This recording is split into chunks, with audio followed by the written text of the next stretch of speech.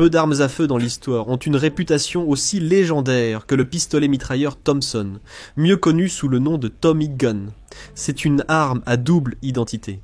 Le compagnon de confiance des soldats alliés pendant la Seconde Guerre mondiale et la puissance de feu préférée des gangsters pendant la Prohibition, surnommée la machine à écrire de Chicago. Cette arme emblématique n'était pas seulement un outil de guerre. C'était un symbole de chaos, de pouvoir et d'innovation. Mais ce que vous ne savez peut-être pas, c'est que derrière la renommée du Tommy Gun se cache une série d'expériences folles, de variantes puissantes et de prototypes bizarres. Aujourd'hui, nous allons plonger profondément dans l'évolution étrange et merveilleuse de la Thompson, du balai de tranchée à l'icône internationale, les origines de l'annihilateur et du Persuader. Bien avant que le Tommy Gun ne se forge une réputation dans les rues de Chicago, il a commencé comme une idée radicale pour dominer l'impasse de la guerre des tranchées de la Première Guerre mondiale. John Taliaferro Thompson, un officier chevronné de l'ordonnance de l'armée, a imaginé un balai de tranchées. Une arme entièrement automatique si puissante qu'un seul soldat pouvait, selon ses mots, anéantir toute une compagnie à lui seul. En 1917, le premier prototype a vu le jour, le Persuader. Ça sonne intimidant, n'est-ce pas? Malheureusement, ses performances ne furent pas à la hauteur de son nom. Il était chambré en .45 ACP et utilisait une bande de tissu pour tenir les balles. Ce système peu fiable provoquait constamment des enrayements, transformant ce monstre censé nettoyer les tranchées en un véritable cauchemar. Mais Thompson n'en avait pas fini. Il a continué à affiner le design, et les prochains prototypes, connus sous le nom de série Annihilator, ont amélioré la fiabilité, la cadence de tir et la mécanique interne. Plusieurs ont été testés par l'armée américaine, mais la guerre s'est terminée avant qu'ils ne puissent être produits en masse.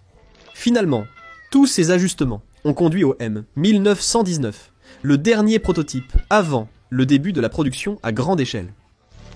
Le Tommy Gun part à la guerre. Modèle de production. En 1921, le monde découvre enfin le Thompson prêt à la production, le M1921. Initialement proposé aux agences militaires et de maintien de l'ordre, le fusil a rapidement trouvé son chemin entre des mains moins officielles. Alors que les forces de l'armée américaine en ont acheté quelques-uns, le crime organisé était tombé amoureux du haut taux de tir du Tommy Gun, 800 tours par minute, et de sa taille compacte. Il était parfait pour les braquages de banques, les fusillades et les scènes de films dramatiques. Au fur et à mesure que l'armée se familiarisait avec le Thompson, elle introduisit des modèles améliorés.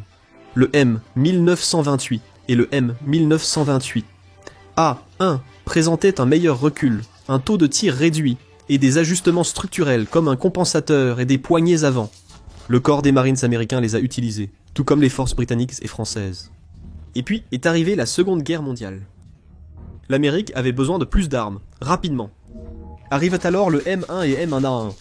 Ces versions furent simplifiées pour une production de masse, abandonnant le célèbre chargeur tambour pour des chargeurs droits de 20 et 30 coups, plus faciles à entretenir. Même après l'arrivée de nouvelles armes comme le M3 Grease Gun, le Thompson est resté en service durant la Seconde Guerre mondiale, la guerre de Corée, et même parfois au Vietnam. Le M1923, le Tommy Gun surpuissant.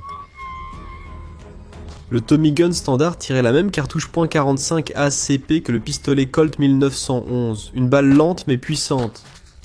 Mais si vous aviez besoin de plus de puissance, c'est là qu'intervenait le M1923 Heavy Thompson.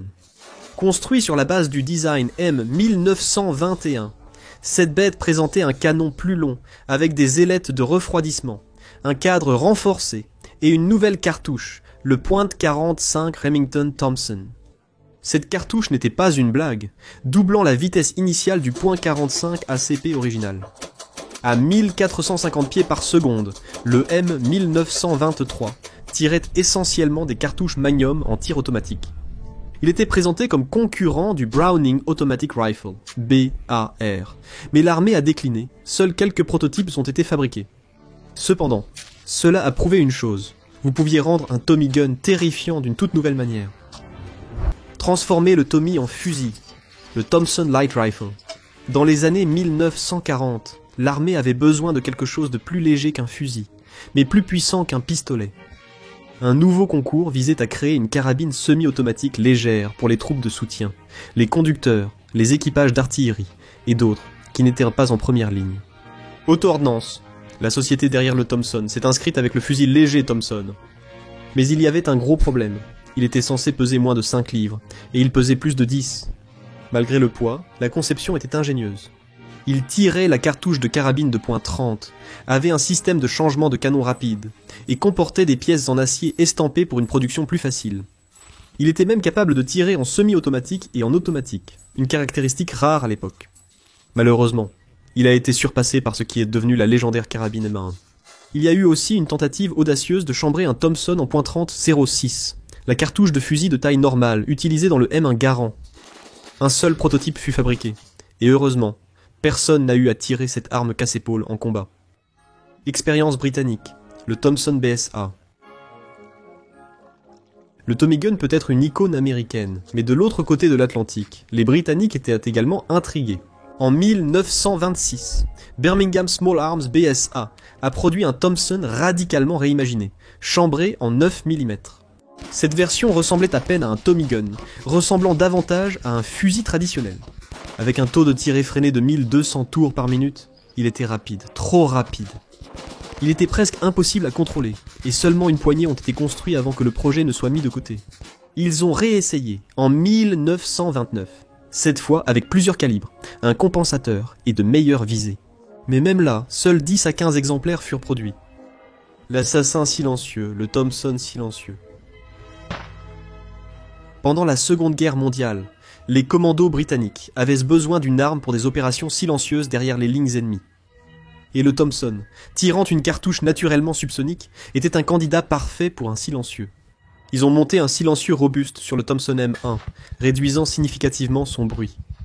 Bien qu'il ait bien performé sur le terrain, cela avait un coût. Le silencieux ajoutait plus de 9 pouces et plus de 2 livres de poids à une arme déjà volumineuse. Le Thompson silencieux a été peu utilisé avant d'être remplacé par le Sten Gun plus léger et plus silencieux en 1943. Les Tommy Guns en Chine, un champ de bataille improbable. Dans les années 1930, les États-Unis envoyèrent des surplus de Thompsons en Chine pour aider à combattre les forces japonaises. Beaucoup étaient des M1921 démodés, et la Chine a commencé à produire ses propres copies, surtout dans la province du Sichuan. Le gros problème ? Les munitions. Le .45 ACP était rare en Asie, donc beaucoup de ces Thompson chinois ont été recalibrés en 7.62 par 25 mm Tokarev, une munition bien plus disponible.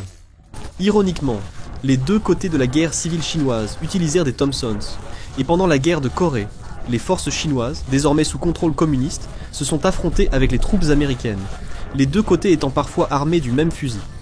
Confusion dans les tranchées ? Oui, sans aucun doute. L'héritage. Du service militaire aux fusillades mafieuses, des prototypes étranges aux variantes internationales, le Thompson est une véritable icône de l'histoire de l'armement. Il y avait même quelques versions semi-automatiques civiles, et quelques-unes ont été converties pour le contrôle des émeutes avec des munitions non létales. Le Tommy Gun a eu de nombreux visages, mais chacun raconte une histoire. Le génie derrière le Tommy Gun était John T. Thompson, un diplômé de West Point et expert en armement qui a contribué à façonner la guerre moderne. Ses empreintes sont partout sur les armes emblématiques. Le M1903 Springfield, le fusil M1917 et le légendaire pistolet M1911, qui est né après ses expériences dans un abattoir de Chicago, de tous les endroits. Il croyait qu'un pistolet de combat devrait être au moins de calibre .45, et lorsque John Browning a livré le M1911, les instincts de Thompson furent confirmés. Même après avoir pris sa retraite, en 1918, Thompson a joué un rôle clé dans la construction de fusils, pour la Grande-Bretagne et la Russie après la guerre, et des années avant que le terme fusil d'assaut n'existe. Il envisageait déjà des armes qui comblèrent le fossé entre les pistolets et les fusils. Pour faire simple, si une arme à feu a été façonnée au début du XXe siècle, John Thompson y était probablement pour quelque chose. Des gangsters au GI, des prototypes aux légendes, le pistolet mitrailleur Thompson est plus qu'une arme. C'est une histoire d'ambition, d'innovation et d'adaptabilité.